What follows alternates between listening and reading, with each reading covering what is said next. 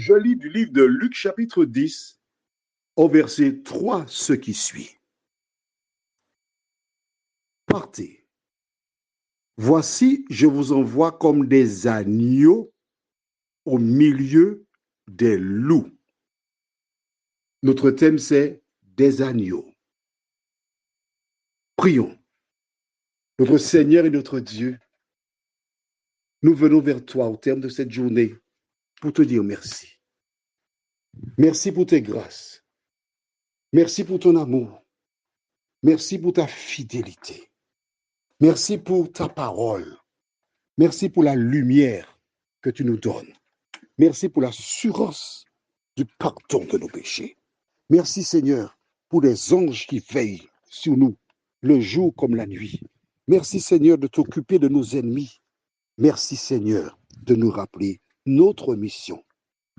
Tandis que la nuit approche, nous te demandons de nous aider à tenir nos lampes prêtes, à nous maintenir à l'ombre de la croix, à vivre pour toi, nous t'en prions, au nom de Jésus et pour ta gloire éternelle. Amen. Qu'a dit Jésus? Je vous envoie comme quoi? Comme des agneaux au milieu de quoi? De loups. Qu'est-ce que cela veut dire? Jésus n'a jamais raconté d'histoire. Il a dit la vérité. Il nous a annoncé ce qui arrivera. Et je profite pour te dire que lorsque tu es l'enfant de Dieu, lorsque tu es l'enfant de Jésus, lorsque tu cherches à faire sa volonté, l'ennemi s'organise pour te décourager. L'ennemi s'organise pour te faire du tort. L'ennemi utilise parfois des personnes qui te sont proches, enfants, épouses, époux, amis, membres de ta communauté pour te détruire. Et c'est pourquoi que Jésus a dit, je vous envoie comme des agneaux au milieu des loups. Qu'est-ce que ça veut dire? Que toi, en tant qu'enfant de Dieu, lorsqu'on te fait du tort, n'oublie pas que tu es l'enfant de Jésus. Et parce que tu es l'enfant de Jésus, on va te persécuter. Jésus a déclaré, si on a fait ça au bois vert, qu'est-ce qu'on ne fera pas au bois sec? L'ennemi est furieux contre les enfants de Dieu. Je me rappelle une dame un jour qui me raconta qu'elle allait parler de Jésus. Ça se passe dans les années 60. Et les gens lui disaient, mais vous pouvez venir, venez, venez. Alors, elle allait, convaincue d'être en sécurité.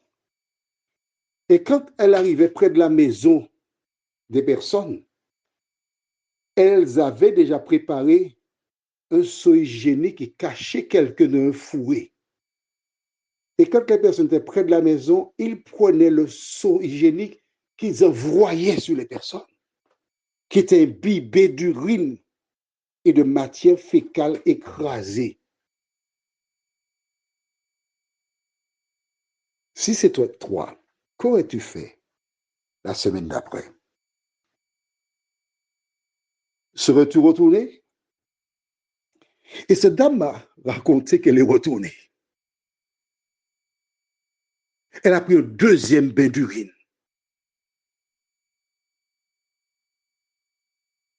Le week-end d'après, tu serais retourné?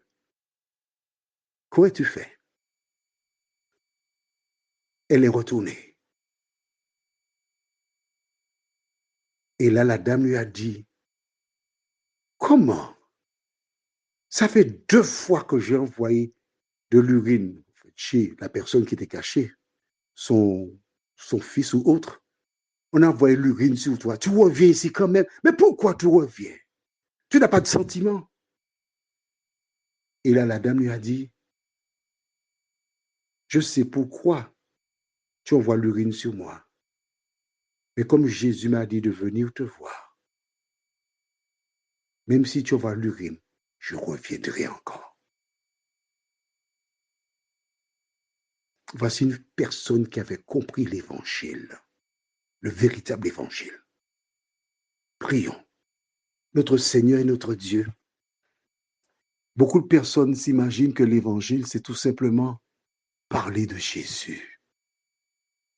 Mais Jésus a dit, je vous envoie comme des agneaux au milieu de loups.